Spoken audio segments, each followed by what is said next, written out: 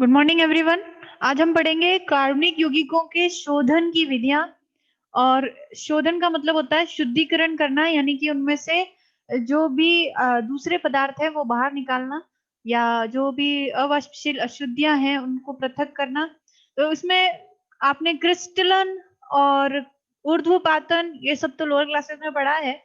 आसवन पढ़ेंगे हम। आसवन क्या होता है, क्योंकि ये बार बार आ जाता है वर्ड आसवन क्या होता है। तो आसवन होता है यदि दो द्रव हैं उनके क्वथनांक में अगर पर्याप्त अंतर है, या फिर कोई वाष्पशील द्रव है जिसको अवाष्पशील अशुद्धियों से पृथक करना है, तो आसवन विधि का प्रयोग किया जाता है। किसका किया जाता है? आसवन विधि का प्रयोग किया जाता है। अब ये आसवन जो होता है ये कई टाइप का हो सकता है। जैसे एक सामान्य आसवन होता है, एक प्रभाजी आसवन, एक कम दाब पर आसवन, और एक होता है भाप आसवन।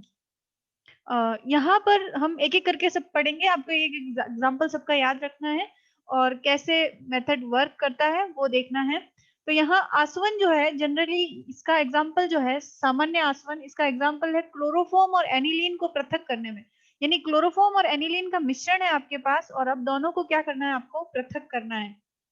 तो इन दोनों द्रवों के क्वथनांक में पर्याप्त अंतर होता है। देखो इसका 334 केल्विन है जबकि इसका 457 केल्विन है। तो इनके क्वथनांक में बहुत ज्यादा अंतर है। जब दो द्रवों के क्वथनांक में बहुत ज्यादा अंतर हो तो ऐसे द्रवों को पृथक करने के लिए आसवन विधि का प्रयोग किया जाता है। तो यहाँ पर क्या करते हैं, दोनों के मिश्रण को इस आसवन फ्लास्क में ले लेते हैं, और उसके बाद इसको जब गर्म करते हैं तो आप देखेंगे जिसका क्वथनांक कम है, जैसे क्लोरोफॉर्म है इसका क्वथनांक कम है और एनिलीन का ज्यादा है, तो हमने यहाँ थर्मामीटर लगाकर ये मेक श्योर करना है कि ये जो क्वथनांक है वो 334 जो है उससे ज्यादा हो जाए, लेकिन 457 तक कभी ना पहुंचे। तो अगर क्वथनांक 457 तक नहीं पहुंचेगा तो एनिलीन की भाप नहीं बनेगी, सिर्फ किसकी बनेगी, क्लोरोफॉर्म की भाप बनेगी। तो यहाँ से क्लोरोफॉर्म जो है वो क्या करेगा, यहाँ से भाप बनकर ऊपर उठेगा, और यहाँ हमने संघनित्र लगाए रखा है। तो इस ट्यूब में बीच की जो नली है इसमें क्लोरोफॉर्म की भाप होगी, और यहाँ पर आपने पानी यहाँ से निरंतर डालते रहते हैं और यहाँ से पानी को निकालते रहते हैं। तो यहाँ से जल निकासी होती है। दो पाइप लगा देते हैं, एक इधर और एक इधर लगा देते हैं। यहाँ से इस पाइप को नल से अटैच कर लेते हैं, तो यहाँ से पानी एंटर होता रहता है, और इस पाइप को अटैच करके सिंक में डाल देते हैं तो ये पानी यहाँ से निकलता रहता है। अब क्या होता है कि ये भाप जैसे ही ठंडे पानी के कांटेक्ट में आती है ये वापस किस में बदल जाती है, द्रव में।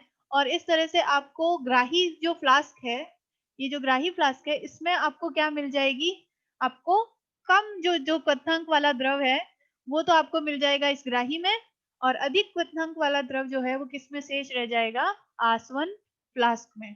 तो इस तरह से आप सामान्य आसवन द्वारा दो द्रवों जिनके क्वथनांक में पर्याप्त अंतर होता है उनके मिश्रण को पृथक कर सकते हैं। एग्जाम्पल है क्लोरोफॉर्म और एनिलीन के मिश्रण को। इसी तरह से प्रभाजी आसवन किया जाता है। प्रभाजी आसवन तब किया जाता है जब दो द्रवों के क्वथनांक में बहुत कम अंतर हो, यानी कि 25 केल्विन से भी कम अंतर हो, तो प्रभाजी आसवन तकनीक का प्रयोग किया जाता है। और जनरली इसका उपयोग पेट्रोलियम उद्योग में जो कच्चा तेल होता है उसके विभिन्न प्रभाजों को पृथक करने में किया जाता है। आपको पता है पेट्रोलियम जब तेल निकालते हैं तो उसके अंदर बहुत सी और चीजें मिलती है, जैसे कि कोलतार, मोम और गैसेस होती हैं। तो बहुत सी दूसरी चीजें होती हैं जिनके विभिन्न, इनको विभिन्न प्रभाज कहते हैं, जिनको पृथक करने में प्रभाजी आसवन तकनीक का प्रयोग किया जाता है। प्रभाजी आसवन और आसवन में इतना अंतर है कि यहाँ पर एक प्रभाज कॉलम लगा दिया जाता है। मतलब यहाँ क्या करते हैं, अलग अलग जो भी लिक्विड है उसके हिसाब से यहाँ प्रभाजी कॉलम इस्तेमाल किए जाते हैं, इसलिए इसको प्रभाजी आसवन कहते हैं। इस तरह से कॉलम लगा देते हैं। ठीक है। अब ये कॉलम लगाने से क्या होता है, कॉलम लगाने से एक इंपॉर्टेंट चीज होती है, देखिए ये प्रभाज कॉलम यहाँ इस्तेमाल किए जाते हैं, इसलिए इसको प्रभाजी आसवन कहते हैं। क्योंकि अगर दो द्रवों की क्वथनांक में अंतर बहुत कम है तो क्या होगा कि आप आसवन फ्लास्क में जब दोनों द्रव को डालोगे तो दोनों एक साथ क्या हो जाएंगे, वाष्पित हो जाएंगे। फिर भी जिसका थोड़ा कम होगा वो पहले वाष्पित होगा, वो वाष्प होकर जब ऊपर उठेगा तो क्योंकि ये प्रभाज कॉलम थोड़ा लंबा है तो क्या होगा, ऊपर उठते उठते उसकी वाष्प ठंडी हो जाएगी। तो पहले कम क्वथनांक वाला ऊपर जाएगा, लेकिन यहाँ जैसे ऊपर पहुंचेगा और यहाँ पर इसमें पहुंचने से पहले ही ये यहाँ से कनेक्ट होगा अब, ठीक है। तो ये क्या होगा कि इसमें पहुंचने से पहले ये यहाँ आकर क्या हो जाएगा, ठंडा हो जाएगा। लेकिन उतनी समय में जो जिसका ज्यादा क्वथनांक है वो भी क्या बनेगा, भाप में बदल जाएगा। अब ये जो मैं बना रही हूँ, ये मैं बना रही हूँ कम क्वथनांक वाले, और ये हो गए ज्यादा क्वथनांक वाले। अब ये ज्यादा क्वथनांक वाले जो है, ये भी भाप बनकर उतने समय में ऊपर जाने लगेंगे। अब ये ऊपर जाएंगे तो क्या होगा कि ये वापस ठंडे होकर नीचे आने लगेंगे। तो यहाँ पर हीट एक्सचेंज होगा, ठीक है ना। क्योंकि ताप जो होता है ना, उष्मा कहाँ जाती है, अपने अधिक तापमान से कम तापमान की तरफ। तो ये क्या करेंगे, ये जो इनकी जो जिनका टेम्परेचर है वो ऊपर जाने से कम हो गया है, ये वापस इनसे हीट एक्सचेंज करके इनसे उष्मा ले लेंगे, और ये खुद तो वापस भाप में बदल जाएंगे, और जो अधिक क्वथनांक वाला द्रव है वो वापस ठंडा होकर कहाँ आ जाएगा, नीचे।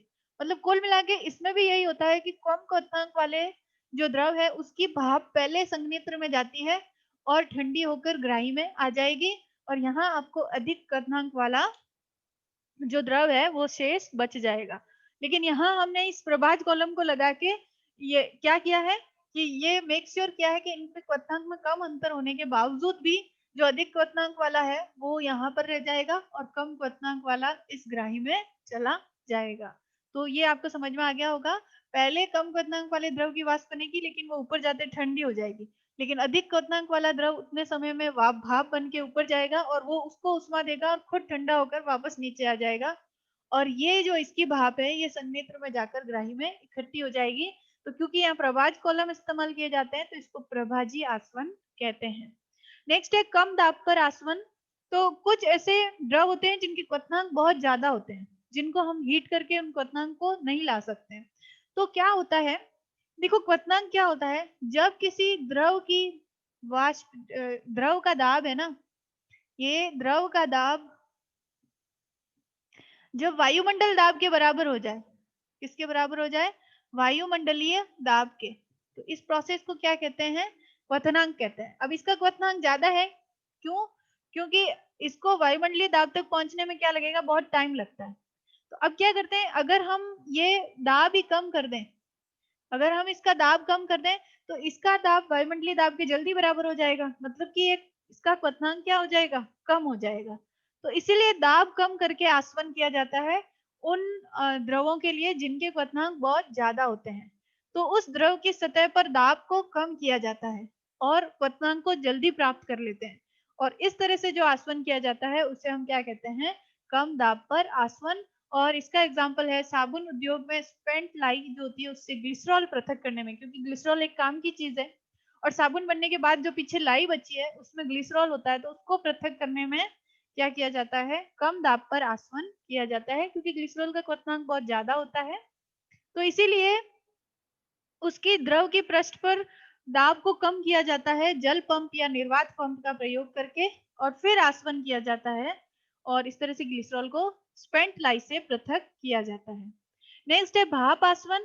भाप आसवन में क्या होता है, जिन जो भाप वाष्पशील होते हैं द्रव, जैसे कि अगर हम बात करें एनिलीन की, तो एनिलीन जल में नहीं घुलता है, ठीक है। तो यहाँ पर क्या होता है, यहाँ पर ये एक आसवन फ्लास्क यहाँ रखा जाता है, और अगर आप डायग्राम में देखेंगे बुक में तो दो आसवन फ्लास्क रखे जाते हैं। उसमें से एक में जल की भाप बनाई जाती है और दूसरे में उसको गर्म किया जाता, और उस जल की भाप को आप एनिलीन वाले आसवन फ्लास्क में क्या करते हैं, प्रवाहित करते हैं।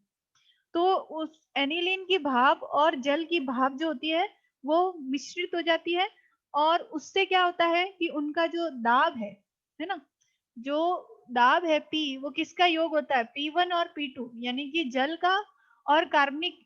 ये तो जल है और ये कार्बनिक यौगिक है। तो कार्बनिक यौगिक और जल जो है वो दोनों आपस में क्या हो जाते हैं, उन दोनों के दाब अगर आप बराबर करो तो पी बनता है, और ये पी जो होता है क्या होता है, वायुमंडलीय दाब के जैसे ही बराबर हो जाएगा। तो क्वथनांक मिल जाएगा, मतलब कि हमको क्वथनांक जल्दी मिल जाएगा, ठीक है। और उस वजह से कम क्वथनांक पर ही ये दोनों क्या हो जाएंगे, भाप में बदल जाएंगे। लेकिन क्योंकि जब आप इनको संयंत्र में ठंडा करके दोनों की भाप आपको यहाँ मिलेगी, तो ये संयंत्र में ठंडे होंगे तो लिक्विड फॉर्म में ये एक दूसरे में घुलते नहीं है, ठीक है। भाप फॉर्म में तो ये एक दूसरे में मिक्स हो जाते हैं, लेकिन लिक्विड फॉर्म में ये एक दूसरे में नहीं मिलते हैं। तो जैसे ही आपको ग्राही में मिलेंगे तो ये क्या करेंगे, पड़े रहेंगे, तो एक दूसरे से एनिलीन और जल इस तरह से पृथक हो जाएगा। फिर उसको आप पृथककारी कीप में डालकर क्या कर लेंगे, एक दूसरे से पृथक कर लेंगे तो इसको कहते हैं भाप आसवन। मतलब आप जल की भाप बनाएंगे और एनिलीन के फ्लास्क में डालेंगे, फिर एनिलीन की जो वाष्प दाब होगा और जल का वाष्प दाब होगा, उन दोनों का योग जो होगा वो पी होगा, जो कि वायुमंडलीय दाब के बराबर होगा। तो ये उबलने लगेंगे, क्वथनांक प्राप्त हो जाएगा और फिर जब इनकी भाप बनेगी, वो भाप जो है वो संयंत्र में ठंडी होकर जब ये दोनों आपको ग्राही में मिलेंगे, यहाँ दोनों एक साथ मिलेंगे आपको, एनिलीन और जल। लेकिन एनिलीन और जल एक दूसरे में मिश्रित नहीं होते हैं, ठीक है। तो इसलिए फिर जब उनको पृथककारी कीप में डालकर क्या कर लेंगे, पृथक कर सकते हैं। तो अमिश्रणीय द्रवों को हम पृथककारी कीप में डालकर पृथक कर सकते हैं। तो इस तरह से किया जाता है भाप आसवन।